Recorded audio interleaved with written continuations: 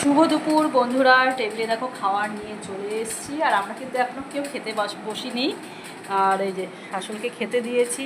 আর এই দেখো চলে এসছে, আদুরি চলে এসছে, ওরও কিন্তু খাওয়া দাওয়া কমপ্লিট। এই যে উনি ছাদ থেকে ঘুরে চলে আসলো, এই দেখো।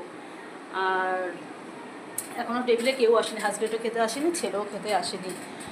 তো চলো তোমাদেরকে আমি লাঞ্চ মেনুটা দেখিয়ে দিই। আজকের মেনুতে হচ্ছে চাক করে উচ্ছে ভাজা।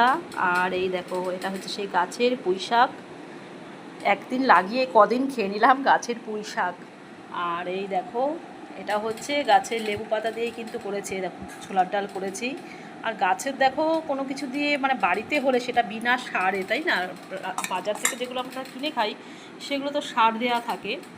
আর এই দেখো করেছে যে আলু সোয়াবিনের তরকারি। আর বাড়ির জিনিসের সত্যি টেস্টটাই আলাদা। আর গাছের যাই হোক, একটা যদি লঙ্কাও হয় সেটা খেলেও দেখবে অনেক শান্তি, তাই না? যে গাছের বলে কথা। তো আজকে তো গাছের পুঁই শাক, গাছের লেবু পাতা দিয়ে ডাল, মানে জমে যাবে। যেহেতু লেবু ছিল না, তো সে কারণেই আজকে।